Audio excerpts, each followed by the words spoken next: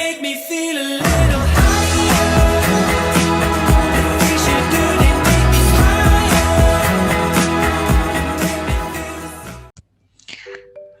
Assalamualaikum warahmatullahi wabarakatuh. Waalaikumsalam warahmatullahi Baiklah,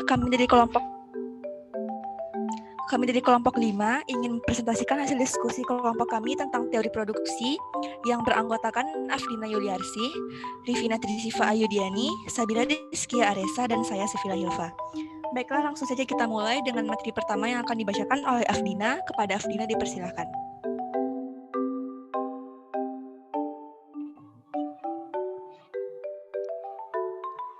Baiklah, yang pertama yaitu pengertian teori produksi.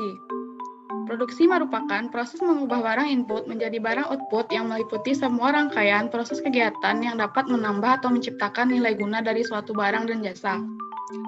Teori produksi adalah teori yang menerangkan sifat, hubungan antara tingkat produksi yang akan dicapai dengan jumlah faktor-faktor produksi yang digunakan.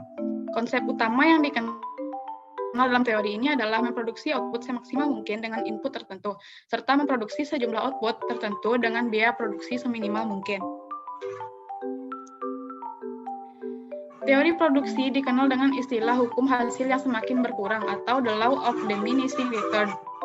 Hukum ini menyatakan bahwa penambahan faktor produksi tidak selalu memberikan peningkatan hasil yang sebanding.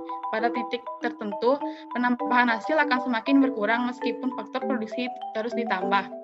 Hal ini dikarenakan penambahan input secara terus-menerus akan berakibat pada jumlah input yang melebihi kapasitas produksi, sehingga produktivitas tidak lagi maksimal. Selanjutnya yaitu fungsi produksi. Kegiatan produksi melibatkan dua variabel yang mempunyai hubungan fungsional atau saling mempengaruhi, yaitu yang pertama berapa output yang harus diproduksi, yang kedua berapa input yang akan digunakan. Dengan demikian, yang disebut fungsi produksi adalah hubungan fungsional atau sebab akibat antara input dan output. Dalam hal ini, input sebagai sebab dan output sebagai akibat, atau input sebagai variabel bebas dan output sebagai variabel tak bebas. Input produksi dikenal juga dengan faktor-faktor produksi, dan output produksi dikenal juga dengan jumlah produksi. Fungsi produksi merupakan suatu fungsi atau persamaan yang menyatakan hubungan antara tingkat output dengan tingkat penggunaan input-input. Secara sistematis, persamaan produksi dapat ditulis sebagai berikut. Q sama dengan F dalam kurung R, L, C, dan T. Keterangannya yaitu Q sama dengan quantity atau jumlah barang yang dihasilkan, F sama dengan function atau simbol persamaan, R sama dengan resource atau kekayaan alam, L sama dengan labor atau tenaga kerja, C sama dengan kapital atau modal, T sama dengan teknologi. Persamaan tersebut menjelaskan bahwa output dari suatu produksi merupakan fungsi atau dipengaruhi atau akibat dari input. Artinya, setiap barang yang dihasilkan dari produksi akan tergantung pada jenis atau macam input yang digunakan. Perubahan yang terjadi pada input akan menyebabkan terjadinya perubahan pada output. Sebagai contoh, suatu fungsi produksi ialah jumlah padi yang dihasilkan merupakan fungsi luas tanah dan tenaga kerja.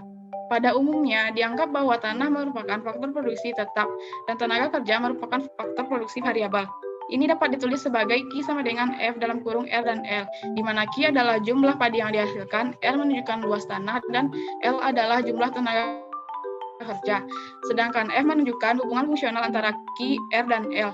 Dalam bentuknya yang khusus, fungsi produksi dapat berbentuk linier maupun tidak. Demikian dikembalikan kepada moderator. Baik, terima kasih kepada Afdina. Materi selanjutnya akan dibacakan oleh Rifina. Kepada Rifina dipersilakan. Baik, terima kasih kepada moderator. Saya akan melanjutkan pembacaan materinya, yaitu tentang jangka waktu produksi. Jangka waktu produksi terbagi dua, yaitu jangka waktu produksi jangka pendek. Produksi jangka pendek yaitu jangka waktu ketika input variabel dapat disesuaikan, namun input tetap tidak dapat disesuaikan atau bila sebagian faktor produksi jumlahnya tetap dan yang lainnya berubah.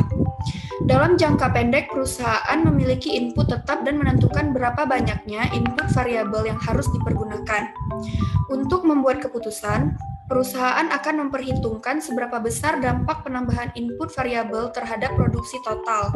Misalnya, input variabelnya adalah tenaga kerja dan input tetapnya adalah modal. Apabila tenaga kerja yang dipergunakan sebanyak 0, produksi juga 0. Ini berarti proses produksi tidak akan menghasilkan output apabila hanya mempergunakan satu macam input. Apabila jumlah tenaga kerja yang dipergunakan semakin banyak, maka output meningkat.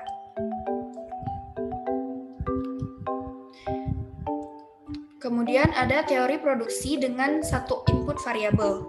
Dengan mengasumsikan beberapa input dianggap konstan dalam jangka pendek dan hanya satu faktor produksi yaitu tenaga yang dapat berubah, maka fungsi produksinya dapat ditulis sebagai berikut. Q sama dengan F kali L. Persamaan produksi ini menjadi sangat sederhana karena hanya melibatkan tenaga kerja atau labor untuk mendapatkan tingkat produksi suatu barang tertentu. Artinya, faktor produksi yang dapat berubah dan mempengaruhi tingkat produksi adalah hanya jumlah tenaga kerja. Jika perusahaan berkeinginan untuk menambah tingkat produksi, maka perusahaan hanya dapat menambah jumlah tenaga kerja. Hubungan produksi di mana terdapat satu variabel dan lainnya tetap biasanya berlaku hukum pertambahan hasil yang semakin berkurang, yaitu apabila faktor variabel itu ditambah terus, maka output semakin lama akan semakin menurun secara rata-rata. Dikarenakan semakin besarnya faktor pembagi, sementara faktor yang dibagi tetap. Dan bila hal ini dilakukan terus, maka produksi total pun akan semakin menurun. Dikarenakan faktor produksi tetap semakin jenuh atau kehabisan nilainya. Misalnya, tanah yang kehabisan unsur haranya sehingga mengurangi kesuburan bila ditanami dan digarap terus-menerus. Produksi marginal, yaitu pertambahan produksi yang diakibatkan oleh pertambahan satu tenaga kerja yang digunakan. Dapat ditulis MP sama dengan TP bagi L. Keterangannya yaitu MP sama dengan produk marginal, TP sama dengan tambahan produksi total, L adalah tambahan tenaga kerja. Produksi rata-rata yaitu produksi yang secara rata-rata dihasilkan oleh para pekerja. AP sama dengan TP bagi L. Keterangannya yaitu AP adalah average product atau produksi rata-rata, TP adalah total produksi, dan L jumlah tenaga kerja. Teori produksi dengan dua input variabel. Jika faktor produksi yang dapat berubah adalah jumlah tenaga kerja dan jumlah modal atau sarana yang digunakan, maka fungsi produksi dapat dinyatakan sebagai berikut. Q sama dengan F kali L C, yaitu hasil produksi sama dalam teori ini akan ditunjukkan oleh suatu kurva yang diberi nama isoquant curve, biasanya disebut isoquant sisi.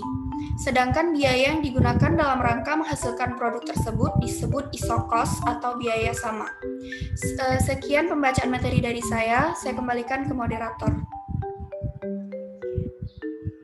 Terima kasih atas pembacaannya dari Rivina.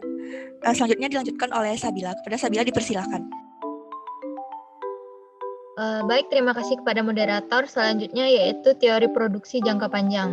Jangka panjang suatu proses produksi tidak bisa diukur dengan waktu tertentu, misalnya 10 tahun, 5 tahun, 15 tahun, dan seterusnya.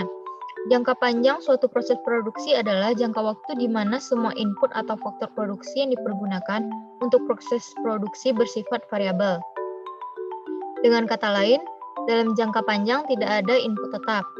Garis perluasan produksi. Garis perluasan produksi adalah isoklin yang menunjukkan tingkat output yang akan dihasilkan bila harga produksi tetap tidak berubah. Jadi, garis perluasan produksi menunjukkan bagaimana proporsi faktor produksi seharusnya berubah bila output atau besarnya biaya produksi berubah. Sedangkan, harga dari faktor produksi itu tetap.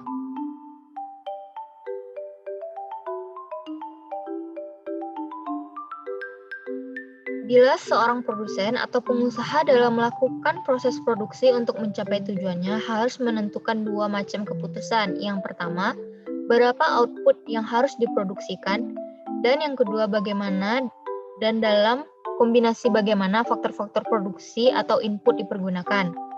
Produksi merupakan konsep arus atau flow konsep, bahwa kegiatan produksi diukur dari jumlah barang-barang atau jasa yang dihasilkan dalam suatu periode waktu tertentu. sedangkan kualitas barang atau jasa yang dihasilkan tidak berubah. Hubungan antara biaya marginal dan produk marginal, yaitu bila produk marginal naik, maka biaya marginal mengalami penurunan. Dan bila produk marginal turun, maka biaya marginal mengalami kenaikan pada penambahan dari penggunaan tenaga kerja. Kurva biaya marginal berbentuk U, sedangkan kurva produk marginal berbentuk U terbalik. Kurva biaya marginal mencapai titik minimum pada saat kurva produk marginal mencapai maksimum. Hubungan antara AFC, AC, dan MC. Kurva MC memotong kurva AFC dan AC pada titik minimum. Bila besarnya biaya marginal atau MC lebih kecil dari biaya total rata-rata atau AC, maka AC akan turun. Bila biaya marginal atau MC lebih besar dari biaya total rata-rata atau AC, maka AC akan naik. Selanjutnya yaitu tahapan produksi. Produksi dapat dibagi menjadi beberapa tahapan. Yang pertama yaitu sektor produksi primer, meliputi bidang ekstraktif dan bidang agraris. Yang kedua, sektor produksi sekunder, meliputi bidang industri dan bidang perdagangan. Yang ketiga, sektor produksi tersier, meliputi bidang jasa. Macam-macam pola produksi. Yang pertama yaitu flow process atau proses produksi mengalir. Cocok untuk produksi yang menggunakan tipe yang sama dan berurutan. Yang kedua, job shop process. Proses produksi yang cocok digunakan untuk produk yang beragam dengan proses yang berbeda. Yang ketiga, cellular process. Gabungan antara flow process dan job shop process. Yang keempat, project process. Pola produksi yang menyeluruh mulai dari perencanaan, pengandaan input hingga produksi. Pemilihan pola produksi. Hal yang perlu diperhatikan. Yang pertama yaitu kapasitas, kemampuan maksimum yang bisa digunakan. Yang kedua, efisiensi, ukuran untuk mengetahui penggunaan sumber daya. Yang ketiga, efektivitas, ukuran untuk mengetahui derajat pencapaian output. Yang keempat, fleksibilitas, untuk mengukur karakteristik perubahan proses. Sekian dari saya kembalikan kepada moderator. Baik, terima kasih atas pembacaan materinya dari Sabila. Dengan berakhirnya pembacaan materi tadi, maka demikianlah presentasi dari kelompok 5. Terima kasih kepada Prof dan rekan-rekan semuanya. Maaf apabila ada kesalahan. Wassalamualaikum warahmatullahi wabarakatuh.